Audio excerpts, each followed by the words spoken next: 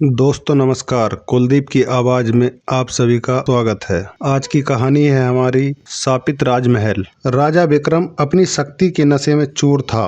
उसने अपने दरबारियों और सैनिकों को आदेश दिया कि उसकी सत्ता को चुनौती देने वाले हर व्यक्ति को कड़ी सजा दी जाएगी। धीरे धीरे उसके फैसले अत्याचारी होते गए। किसी गरीब किसान की फसल पर कर बढ़ा दिया जाता, किसी व्यापारी की दुकान जब्त कर ली जाती, तो किसी कलाकार को उसके विचारों के लिए दंडित किया जाता। प्रजा में धीरे धीरे असंतोष बढ़ने लगा। लोग राजा के खिलाफ बोलने से डरते थे, लेकिन उनके मन में क्रोध उबल रहा था। इसी दौरान एक वृद्ध साधु राजमहल के द्वार पर आया और दरबार में राजा से मिलने की इच्छा जताई। राजा ने पहले तो उसे नज़रअंदाज कर दिया, लेकिन जब साधु ने घोषणा की कि वह राजा को उसके भविष्य की सच्चाई बताने आया है, तो विक्रम ने उसे दरबार में बुलाने का आदेश दिया।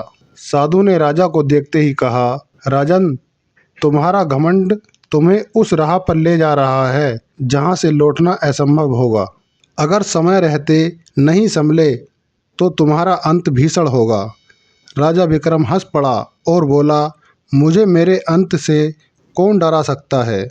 मेरी सेना, मेरे खजाने और मेरी शक्ति अटूट है। साधु ने एक गहरी सांस ली और बोला, तो फिर मैं तुम्हें एक संकेत देकर जा रहा हूँ। जब तुम्हारे महल की सबसे ऊंची मीनार से एक सुनहरी चिड़िया उड़ान भरेगी, तब तुम्हें समझ आएगा कि तुम्हारा पतन निकट है। राजा इस भविष्यवाणी पर हंसा और साधु को दरबार से बाहर निकालने का आदेश दे दिया। लेकिन कुछ ही दिनों बाद महल में अजीब घटनाएं घटने लगीं। सैनिकों के कदम अचानक भारी होने लगे और राजा के सपनों में एक सुनहरी चिड़िया बार बार आने लगी। राजा विक्रम अब बेचैन रहने लगा। साधु की भविष्यवाणी उसके दिमाग में घर कर गई थी। उसने सैनिकों को आदेश दिया कि उस साधु को तुरंत खोजकर महल में लाया जाए। सैनिक दिन रात साधु की खोज में निकल पड़े, लेकिन कोई भी उसका पता नहीं लगा सका। इधर राजा की बेचैनी बढ़ती जा रही थी। रात होते ही उसे सपनों में वही सुनहरी चिड़िया दिखाई देती, जो उसके महल की सबसे ऊंची मीनार से उड़ रही थी। कभी वह चिड़िया उसके सिर पर मंडराने लगती, तो कभी अंधेरे में गायब हो जाती। एक रात जब राजा की नींद अचानक खुली, तो उसे लगा कि कोई उसके कमरे में मौजूद है। उसने तेजी से दीपक जलाया, लेकिन वहाँ कोई नहीं था, सिर्फ खिड़की पर बैठे एक काले कबूतर को छोड़कर, जो टेढ़ी गर्दन से राजा को देख रहा था। अचानक कबूतर की आंखें लाल हो गईं और वह एक भयानक आवाज में बोला, राजन, तुम्हारा समय समाप्त हो रहा है। साधु अब लौटकर नहीं आएगा, लेकिन उसकी भविष्यवाणी जरूर पूरी होगी। सुनहरी चिड़िया उड़ान भरने ही वाली है। राजा का शरीर कांप उठा। उसने अपनी तलवार उठाई और कबूतर पर वार कर दिया, लेकिन जैसे ही तलवार कबूतर तक पहुंची, वह एक काले धुएं में बदलकर कमरे में फैल गया। राजा घबराकर पीछे हट गया। अगली सुबह राजा ने अपने सबसे भरोसेमंद मंत्री को बुलाया और महल के सबसे ऊंची मीनार पर निगरानी रखने का आदेश दिया। मंत्री और सैनिक लगातार वहां पहरा देने लगे, लेकिन कई दिन बीत गए और कोई सुनहरी चिड़िया नहीं दिखी। परंतु एक रात जब महल के पहरेदारों को नींद ने घेर लिया था, तब महल के सबसे ऊंची मीनार पर अचानक हलचल हुई। एक सुनहरी चमक उठी और एक विशाल सुनहरी चिड़िया अपने पंख फैलाकर उड़ान भरने लगी। राज्य के सभी लोग यह नज़ारा देखकर डर गए। अब राजा चिंतित रहने लगा। राजा विक्रम की हालत दिन ब दिन बिगड़ती ही जा रही थी। उसके मन में बस एक ही सवाल था, आखिर यह सब मेरे साथ क्यों हो रहा है। महल में अजीब घटनाएं और बढ़ने लगीं। कभी राजमहल की दीवारों से रहस्यमयी परछाइयां निकलतीं, तो कभी राजा के शयन कक्ष में अजीब सी फुसफुसाहटें सुनाई देतीं। राजा का शरीर कमजोर पड़ने लगा। उसकी आंखों के नीचे गहरे काले घेरे बन गए और भूख प्यास भी खत्म हो गई। एक रात जब वह अपने कक्ष में लेटा था, तो अचानक उसे दरवाजे पर किसी के खटखटाने की आवाज़ सुनाई दी। उसने दरवाज़ा खोलने का आदेश दिया, लेकिन बाहर कोई नहीं था। सिर्फ फर्श पर एक कागज पड़ा था। राजा ने कांपते हाथों से कागज उठाया और उसे खोला। उसमें लिखा था, अगर अपने जीवन की सच्चाई जानना चाहते हो तो कल आधी रात को राजमहल की सबसे पुरानी गुप्त सुरंग में चले आना, वो भी अकेले। राजा का सिर चकरा गया। कौन था जो उसे यह संदेश दे रहा था? यह किसी बड़ी साजिश की शुरुआत थी। अगली रात डर और जिज्ञासा के बीच झूलता हुआ राजा गुप्त सुरंग की ओर बढ़ा। चारों ओर घना अंधेरा था और हर कदम पर उसे ऐसा लग रहा था जैसे कोई उसकी हरकतों पर नजर रख रहा हो। जैसे ही उसने सुरंग के दरवाजे को खोला, एक ठंडी हवा का झोंका आया और अचानक एक जानी पहचानी आवाज गूंज उठी, राजन, बहुत देर कर दी तुमने। राजा की सांसें रुक गईं। सामने खड़ा था वही साधु जो कभी दरबार में आया था, लेकिन इस बार उसकी आंखों में एक अजीब चमक थी और उसके चेहरे पर एक रहस्यमयी मुस्कान थी। राजा विक्रम के कदम ठिठक गए। सामने वही साधु खड़ा था जिसने कुछ समय पहले उसकी भविष्यवाणी की थी, लेकिन इस बार उसकी आंखों में अजीब चमक थी, जैसे वह कोई बहुत बड़ा रहस्य छिपाए हो। राजा ने कांपती आवाज में पूछा, तुम यहाँ अकेले क्या कर रहे हो और मुझे यहाँ क्यों बुलाया है? साधु ने गहरी सांस ली और कहा, राजन, जो सच्चाई मैं तुम्हें बताने जा रहा हूँ उसे सुनने के लिए तुम्हें अपने अहंकार और भय को त्यागना होगा, क्योंकि यह सच्चाई तुम्हारे जीवन को पूरी तरह बदल देगी। राजा अविश्वास से देखने लगा, लेकिन अब उसके पास कोई और रास्ता नहीं था। उसने खुद को संभाला और कहा, मैं सब कुछ जानना चाहता हूँ। साधु थोड़ा आगे बढ़ा और अपने हाथ से गुफा की दीवार पर एक खास जगह स्पर्श किया। अचानक दीवार हिलने लगी और उसके अंदर से एक छिपा हुआ दरवाजा खुल गया। राजा स्तब्ध रह गया। इस दरवाजे के पीछे जो कुछ भी है वह तुम्हारे अतीत से जुड़ा हुआ है, राजन, साधु ने गंभीर स्वर में कहा।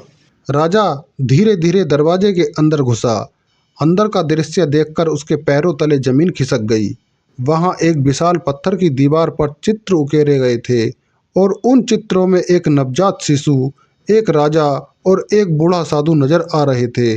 राजा ने चौंक कर पूछा, ये चित्र, यह शिशु कौन है और यह बूढ़ा व्यक्ति कौन है? साधु ने गहरी सांस ली और कहा, राजन, यह शिशु और कोई नहीं, तुम खुद हो।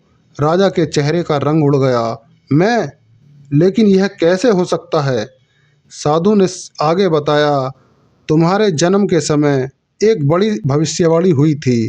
कहा गया था कि अगर तुम अहंकारी राजा बनोगे तो तुम्हारा साम्राज्य नष्ट हो जाएगा और तुम्हारी पहचान मिट जाएगी। तुम्हारे पिता को यह भविष्यवाणी पता थी, लेकिन उन्होंने इसे नज़रअंदाज कर दिया। अब वह समय आ चुका है जब तुम्हारी किस्मत तुम्हारे सामने खड़ी है। राजा विक्रम का सिर चकराने लगा। उसे समझ नहीं आ रहा था कि वह क्या करे। राजा ने घबराकर पूछा, लेकिन इसका समाधान क्या है? साधु मुस्कुराया और बोला, या तो तुम अपनी सत्ता छोड़कर एक अच्छा शासक बन सकते हो, या फिर तुम्हारा अंत निश्चित है। निर्णय तुम्हें लेना है। राजा अब एक भयानक दुविधा में फंस चुका था। राजा विक्रम अब पूरी तरह टूट चुका था। उसका अहंकार चकनाचूर हो गया था और उसके चेहरे पर सिर्फ घबराहट थी और पछतावे की छाया। उसने साधु के आगे हाथ जोड़ते हुए कहा, महात्मा, मुझे इस विनाश से बचाने का उपाय बताइए। क्या मैं अपने राज्य को बचा सकता हूँ? साधु ने गहरी सांस ली और बोला, राजन, उपाय तो है, लेकिन यह आसान नहीं है। तुम्हें एक कठिन परीक्षा से गुजरना होगा और अगर तुम असफल हुए तो तुम्हारा राज्य तो बर्बाद होगा ही, साथ ही तुम्हारा अस्तित्व भी मिट जाएगा। राजा कांप उठा। उसने दृढ़ स्वर में कहा, मैं हर परीक्षा के लिए तैयार हूँ, बस मुझे बताइए कि मुझे क्या करना होगा। साधु ने अपनी झोली से एक पुरानी चमड़े की जिल्द वाली किताब निकाली। किताब पर रहस्यमय चिन्ह बने हुए थे और उसकी हर पृष्ठ पर किसी प्राचीन भाषा में कुछ लिखा था। यह ग्रंथ तुम्हारे पूर्वजों का है। इसमें एक रहस्यमयी अनुष्ठान का जिक्र है जो केवल वही राजा कर सकता है जिसने अपनी सत्ता का दुरुपयोग किया हो, लेकिन यह अनुष्ठान खतरनाक भी है। राजा की आंखों में जिज्ञासा और डर दोनों थे। उसने पूछा, मुझे क्या करना होगा? साधु ने गंभीर स्वर में कहा, तुम्हें अपने राज्य के सबसे पुराने हिस्से में जाना होगा, जहां सदियों से कोई नहीं गया है, भय की सुरंग में। राजा ने चौंक कर दोहराया, भय की सुरंग? साधु बाबा बोले, हाँ, यह सुरंग तुम्हारे महल के नीचे बनी हुई है, लेकिन यह सिर्फ एक सुरंग नहीं है, यह तुम्हारे पूर्वजों की आत्माओं और उन रहस्यों को समेटे हुए है जिनका सामना करने की हिम्मत किसी ने नहीं की। अगर तुम वहां गए और वहां छिपे सत्य को स्वीकार कर लिया तो तुम्हारा राज्य बच सकता है, लेकिन अगर तुम असफल हुए। साधु ने रुककर राजा की ओर देखा और धीमे स्वर में कहा, तुम फिर कभी इस दुनिया में नहीं लौटोगे। राजा विक्रम का दिल जोर जोर से धड़कने लगा। उसने निर्णय कर लिया था, वह इस चुनौती को स्वीकार करेगा, लेकिन वह नहीं जानता था कि भय की सुरंग में ऐसा क्या छिपा है जो अब तक किसी को वापस लौटने नहीं देता। राजा विक्रम के मन में सवालों का तूफान चल रहा था। आखिर भय की सुरंग में ऐसा क्या था जिसे जानने के बाद ही वह अपने राज्य को बचा सकता था। तो राजा ने साधु से पूछा, क्या इस सुरंग में जाने से पहले मुझे कोई और तैयारी करनी होगी? साधु ने गंभीर स्वर में कहा, हाँ राजन, इस सुरंग में प्रवेश करने से पहले तुम्हें एक शुद्धि अनुष्ठान करना होगा, ताकि तुम्हारा मन और आत्मा साफ हो सके, वरना सुरंग के अंदर जो शक्तियां हैं वे तुम्हें अपना शिकार बना लेंगी। राजा ने तुरंत आदेश दिया कि अनुष्ठान की तैयारी की जाए। पूरे राजमहल में हवन किया गया। राजा ने 7 दिन तक कठिन व्रत रखा और फिर आधी रात को वह अकेले भय की सुरंग में प्रवेश करने के लिए तैयार हुआ। राजमहल के सबसे पुराने तहखाने में एक विशाल पत्थर का दरवाज़ा था, जिसे सदियों से किसी ने नहीं खोला था। राजा ने अपने सैनिकों से कहा कि वे बाहर ही रहें, क्योंकि यह परीक्षा उसे अकेले ही देनी थी। जैसे ही राजा ने दरवाजे को धक्का दिया, एक ठंडी हवा का झोंका अंदर से आया और उसके कानों में एक अजीब सी फुसफुसाहट सुनाई दी, आ गए हमें मुक्त करने। राजा का दिल तेजी से धड़का, लेकिन उसने हिम्मत नहीं हारी और अंदर चला गया। अंदर घना अंधेरा था, सिर्फ मसालों की हल्की रोशनी थी। जैसे जैसे वह आगे बढ़ता गया, उसे चारों ओर अजीब आकृतियां दिखने लगीं। छायाएं जो दीवारों पर दौड़ रही थीं, परछाइयां जो कभी पास आती तो कभी दूर चली जाती। कुछ दूरी पर राजा को एक विशाल सिंहासन दिखा, जो धूल और जंजीरों से ढका हुआ था।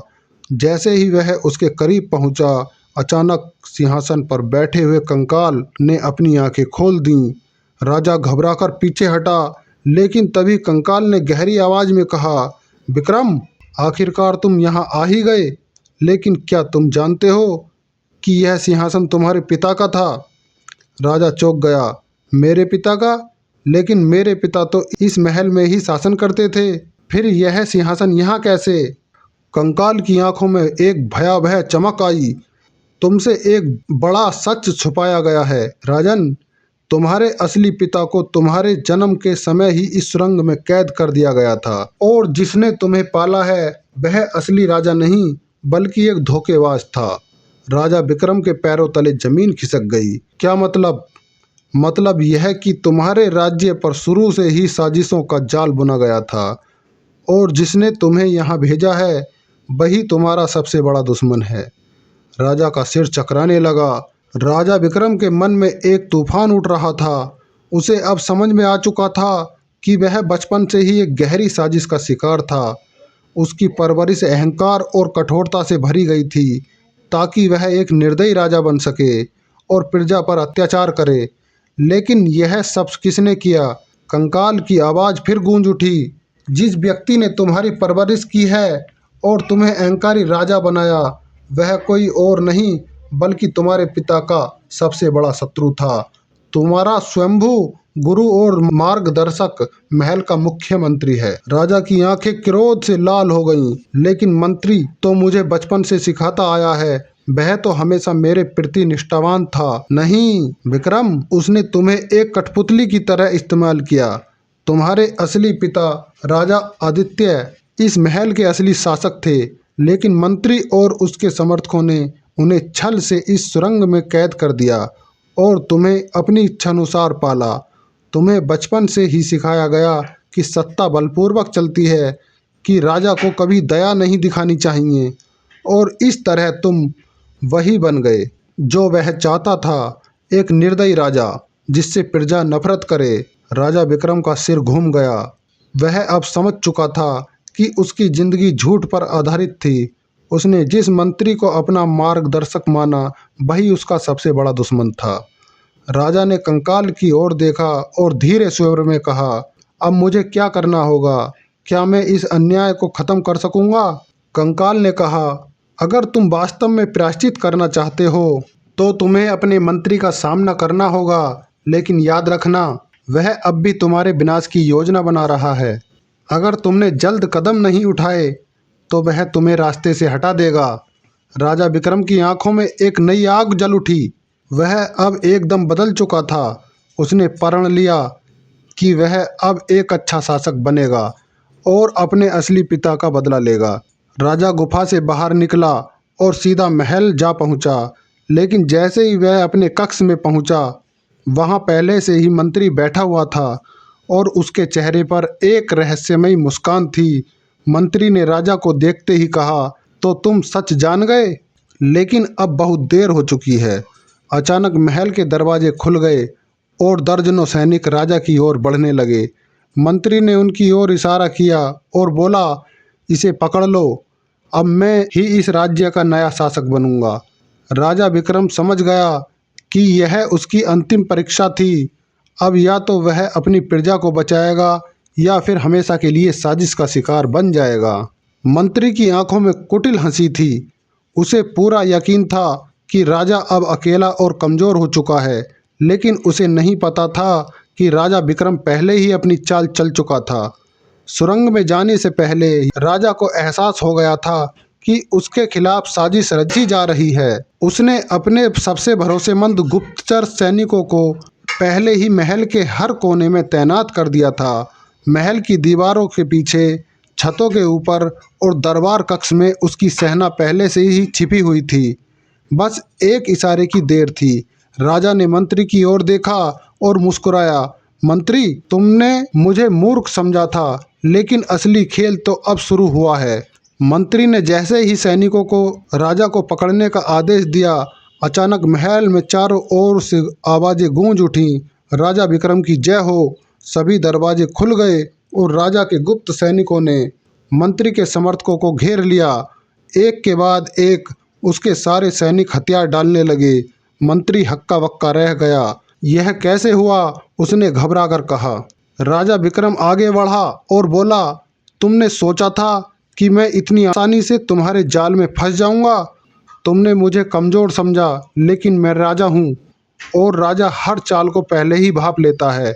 सैनिकों ने मंत्री को घेर लिया, लेकिन वह अब भी शांत दिखने की कोशिश कर रहा था। उसने राजा को देखते हुए कहा, ठीक है विक्रम, तुमने मुझे हरा तो दिया, लेकिन क्या तुम्हें लगता है कि सिर्फ मुझे पकड़कर तुमने अपने पापों का प्रायश्चित कर लिया? राजा की आंखों में दर्द था। हाँ, मैं मानता हूँ कि मैंने अपनी प्रजा को बहुत कष्ट दिए, लेकिन अब मैं बदल चुका हूँ। अब मैं एक न्यायप्रिय राजा बनूंगा और अपनी प्रजा का भला करूंगा। मंत्री हंस पड़ा। देखते हैं तुम कितने दिन टिकते हो, क्योंकि तुम्हारी प्रजा तुम्हें इतनी आसानी से माफ नहीं करेगी। राजा ने मंत्री को बंदी बना लिया और अगले दिन उसे जनता के सामने लाया। उसने अपनी प्रजा से हाथ जोड़कर कहा, मुझसे जो भूल हुई उसके लिए मैं शर्मिंदा हूँ, लेकिन अब मैं अपना पूरा जीवन तुम्हारी भलाई के लिए समर्पित करता हूँ। जनता चुप थी, लेकिन धीरे धीरे उनके चेहरे पर संतोष दिखने लगा। उन्होंने राजा को एक और मौका देने का फैसला किया। राजा विक्रम ने सिंहासन पर बैठकर घोषणा की, अब से इस राज्य में सिर्फ न्याय होगा। अन्याय करने वाला चाहे कोई भी हो, उसे दंड मिलेगा। जैसे ही राजा विक्रम ने प्रजा से माफ़ी मांगी और अपने पापों का प्रायश्चित करने का संकल्प लिया, महल के चारों ओर एक अद्भुत घटना घटित होने लगी। महल की जमीन हिलने लगी और गहरे अंधकार से भरी भय की सुरंग से तेज रोशनी निकलने लगी। देखते ही देखते वहां से सैकड़ों सुनहरी हवा में चमकती आत्माएं बाहर निकलीं। वे वेदना और कष्ट से मुक्त होती प्रतीत हो रही थीं। साधु, जो अब तक चुप था, आगे बढ़ा और राजा से बोला, राजन, तुमने अपने अहंकार को त्याग कर अपने कर्म सुधारने का प्रण लिया है। यही वह परीक्षा थी जिसका संकेत मैंने पहले दिया था। इस महल पर जो श्राप था वह तुम्हारी पूर्वजों की आत्माओं की पीड़ा थी, जिन्हें मंत्री और उसके साथियों ने छल से इस सुरंग में कैद कर लिया था। अब आत्माएं राजा की ओर देख रही थीं। उनमें से एक आत्मा ने कहा, राजा विक्रम, तुमने अपने न्याय को स्वीकार कर लिया और अपनी प्रजा के हित के लिए स्वयं को बदला। इसी से हमारा उद्धार संभव हुआ। अब हम सभी मुक्त होकर स्वर्गलोक जा रहे हैं। महल की दीवारों पर जो काली छाया थी वह धीरे धीरे लुप्त होने लगी। भयावह अंधेरा जो महल पर मंडरा रहा था अब पूरी तरह समाप्त हो चुका था। राजा विक्रम ने राहत की सांस ली और कहा, अब मैं इस राज्य को न्याय, प्रेम और सद्भाव से चलाऊंगा। यह राज्य सिर्फ मेरा नहीं बल्कि मेरी प्रजा का भी है। साधु ने आशीर्वाद देते हुए कहा, तुमने अपने पापों का प्रायश्चित कर लिया राजन। अब यह राज्य पुनः अपने गौरव को प्राप्त होगा। परंतु याद रखना, एक राजा का सबसे बड़ा धर्म न्याय और करुणा है। महल का श्राप मिट चुका था, आत्माएं मुक्त हो चुकी थीं, प्रजा को उनका सच्चा राजा मिल गया था। अब राजा विक्रम ने अपना शासन पूरी तरह बदल दिया। उसने जनता की भलाई के लिए नए नियम बनाए, करों में कटौती की और उन सभी सैनिकों और मंत्रियों को दंडित किया जिन्होंने प्रजा पर अत्याचार किए थे। राज्य में एक बार फिर खुशहाली लौट आई।